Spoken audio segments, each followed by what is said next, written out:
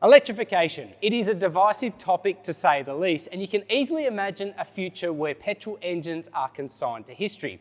Now, as a devoted petrol head, I quietly hope that that isn't the case, and I think with the advent of synthetic fuels, we'll see internal combustion live on for a little while longer.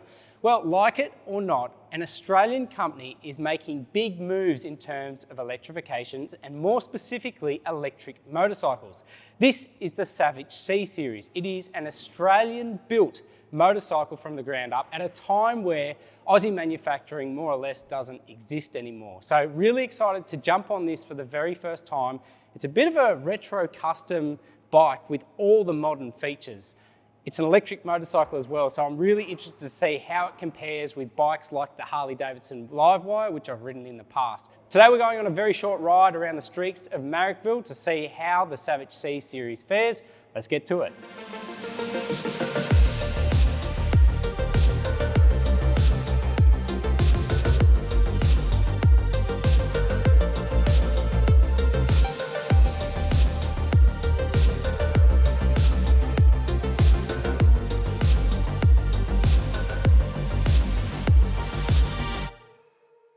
Okay, so the C-Series, the all-important thing here is the price, $29,990 plus on-road costs.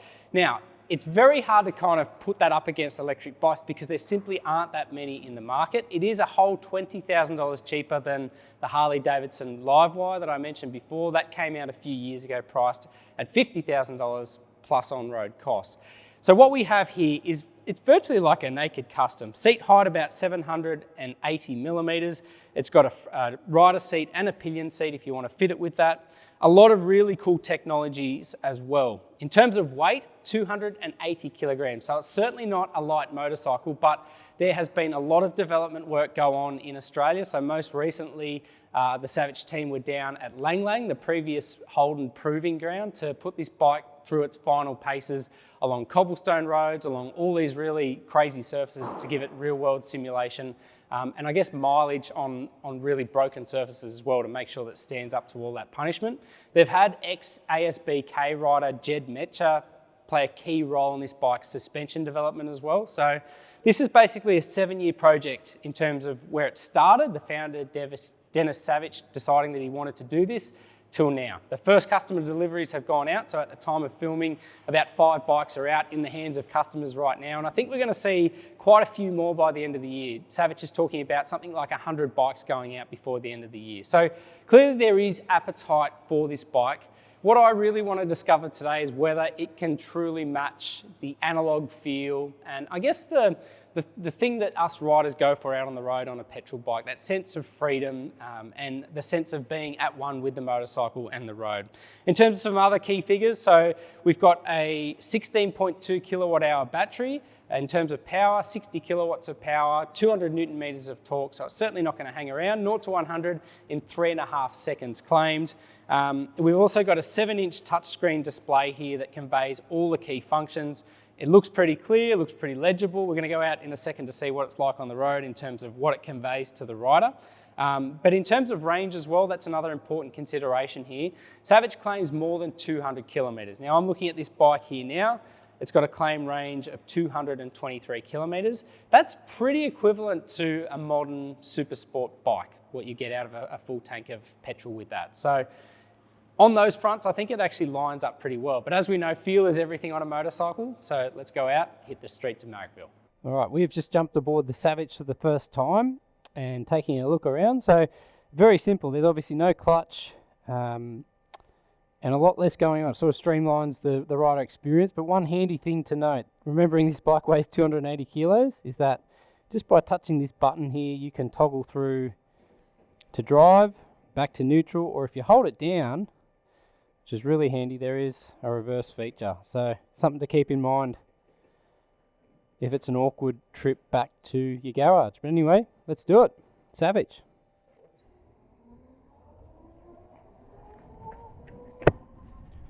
Okay, we're away. First feeling, it's a very broad motorcycle through the middle. Not disconcertingly so, but yeah, it feels like a bigger, broader bike, and I suppose it has to be to accommodate that battery pack. But yeah, the initial impression, it feels very much like a regular motorcycle. Its throttle modulation is nice and consistent. We're just in the normal riding mode at the moment, the default one that the bike starts up with. I think it's there's a lot to say about, you know, that not having that engine inertia from a typical internal combustion petrol engine. You know, decelerating, you can feel engine braking and things like that, whereas this you can't. So the front end feeling, particularly as you apply some lock to the steering, is a little bit foreign. It is a little bit different. You kind of feel the weight of the front wheel more than you would an internal combustion bike, because you don't have that engine inertia playing into the bike's behavior.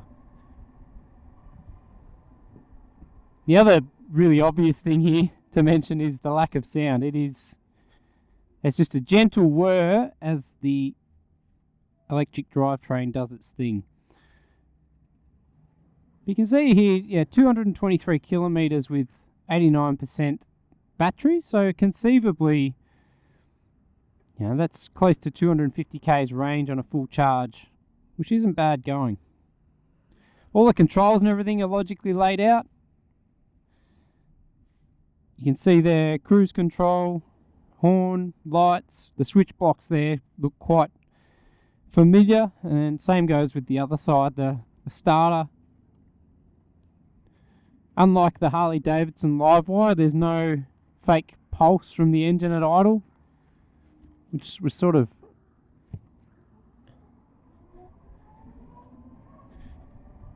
it was a bit rubbish by people as a bit of a gimmick when that bike came out a few years ago. But I got to say, there's a very laid back character to the bike. We've got adjustable clip-on bars. They're in quite a high set position to begin with. And the suspension as well, it's on pitter-patter bumps, it's doing quite a good job at soaking them up. It's the bike does feel quite rigid. I don't know whether the electric motor is a stressed member of the bike, but definitely feels like a very rigid feeling. Yeah, the way that it pulls away from a standstill is very, very easy. It's not a bike that feels as though it's going to wheel stand out of your hands.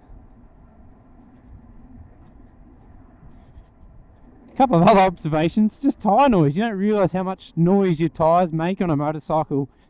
I think when the Stark Varg first emerged too, a lot of people were surprised about that, because particularly as it churned through the dirt, and I'm finding similar with this bike. As you pull away, you can almost hear the tyre gripping to the ground underneath you. So we mentioned before some of the components on this bike. We missed a couple of things. So Brembo brakes front and rear. It is a tooth belt drive, this bike. It has Pirelli tyres. In terms of suspension, this isn't Showa or Öhlins forks or anything like that. This is all developed in-house. So, as I said before, the bike in its original guise was quite soft, a bit pillowy from all reports, and then they've had Jed Metcher come in, ex-ASBK pilot. He has his own Metcher Motorsports brand as well, so very across tuning motorcycles for the road and for the track. And he has come through and helped provide an extra layer of polish for this bike. But yeah, just going down a RIDDEN street now in Alexandria, and it's cool. Very breezy. The regen braking, I wasn't sure. I think if I switch to eco mode, I think you'll find it'll come on a little bit harder. Yes, it does. You can feel that. But it's not like some people take issue with Teslas because they're too aggressive with their regen braking and they almost make you feel car sick. This isn't like that. It still feels organic, even in its harshest mode. Just going over some broken bumps there.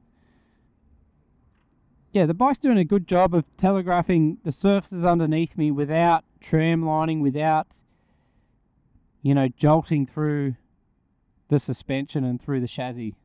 It feels good. I must say one slightly disconcerting thing here is the lack of noise, and I purely mean that from a safety perspective. I like the idea of my bike being loud enough that the people around me can hear it, especially in the city with blind spots and things like that, and I'm acutely aware that I'm making no noise today, so that is a consideration. I mean, that's one that affects all electric bikes. I don't know what the answer is. You know, you put a weird soundtrack on it and you're likely to get slammed for that as well. I guess the quietness of this bike is its charm, but it's also, for many riders, possibly its downfall, because it's sort of the whole idea, right? You want something that makes noise, you know, for theatre, but also for safety.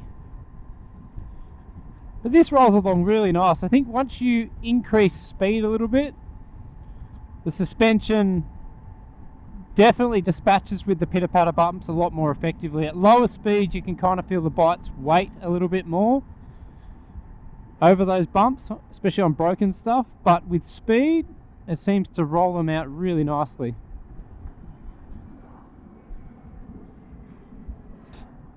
But I've had a bit of time in sport mode, normal mode, eco mode. Definitely a little bit more sharpness in terms of sport.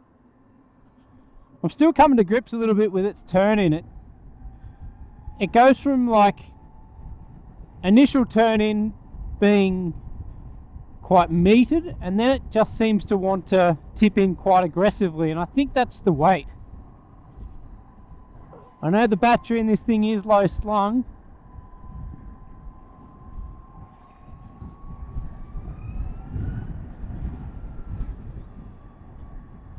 the battery is low slung, but it does contribute quite a bit to the way the bike turns in, which I didn't expect. It's not as linear or organic as your typical combustion road bike. No shortage of go either. It if you twist the throttle, it definitely goes. It almost suffers from a little bit of rev hang up. Again, because there's no engine braking. When you wind the throttle off, the bike just doesn't organically slow. It wants to keep on going and using the momentum behind it. So that's in sport mode. If I change to eco mode,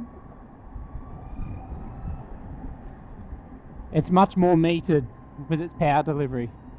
I think sport mode is as it says. You probably want to be selective about where you use that, particularly if you're needing to stop in a hurry. I must say, for the outlay, there are a couple of little things that I don't think I'd be all that stoked about in terms of the finish. You see that brake reservoir there bouncing away on the end of a bit of alloy. Not ideal. Some of the wiring too, if you look at the rear tail lights on this bike, there's exposed wiring there. It's not bad per se, but it's probably not $30,000 good either. I think just a final once over with some of these finishes would really, I guess, cement the bike a little bit and make it a little bit more convincing. But the TFT screen is good. It's doesn't seem to be all that prone to different sun angles. It's clear, it's legible. The font is a little bit small for older eyes, but I'm having no issue with it at the moment. Yeah, the bike sits very confidently on the road. You don't really know it weighs 280 kilos, I guess, until a corner, and that's, we're not finding a heap of them today, so that's probably where this test ends. We probably need to pick it up again on a windy road to see how it goes. But if you consider this the typical commute on one of these bikes, it's doing everything quite comfortably and it feels good on road. So as we know, this bike has ABS, but it doesn't have any other electronic rider aids yet. So the story here is that Savic is saying that it is fitted with the hardware, ABS sensors front and rear, and all the different overhead components they need to be able to retrofit it with stability control, anti-wheelie, traction control, all these different systems. They've worked personally with Bosch to develop the ABS, so these aren't second-rate systems on board this motorcycle, and the beauty of it is they say that they can fit this stuff over the air as you would an electric car. So basically overnight you could leave your motorcycle in the shed, the next morning you come back and it's done a software update if you've allowed it to. So that's a pretty cool thing. I think the fact it doesn't have those systems yet might be a bit of a deterrent for buyers, but it sounds as though Savic is working on them. The other big talking point here, I think, is charging. So, as we mentioned, it's a 16.2 kilowatt hour battery, and 0 to 80% charge takes 4 hours claims. I think the down point here is that there's no form of DC charging ability. So with the Livewire, you can charge it at a 50 kilowatt public DC charging station. I think it's something like an hour to charge up to full.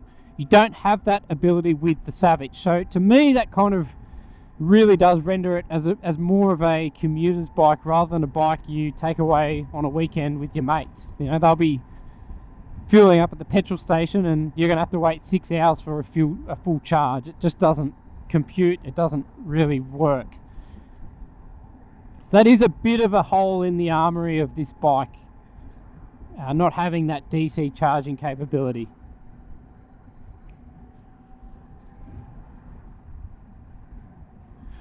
So now nearing the end of our quick little 30k blast aboard the Savic C-Series. It's been really cool. I think the verdict's out on what it's like as an open road tour because we've barely seen a bend in this little ride, but it's just the idea of a familiarization. I think it definitely holds its own as a commuter. It's pretty polished on broken surfaces. Fairly straightforward to ride. I mean, it's still got traditional indicators and switch blocks and all that, so not completely foreign, and it's been relatively comfortable. My wrists feel good. If anything, the wide middle section of the bike and the hard outer edges of its seat mean that there is a little bit of pressure on my hips and on my abductors or my inner groin there. You can just feel pressure on that quite a bit as we're riding around. But now been on the bike for about 45 minutes, a lot of stop and go stuff, and it's survived really well. It's quite accomplished bit of kit, and yeah, we look forward to spending more time aboard it.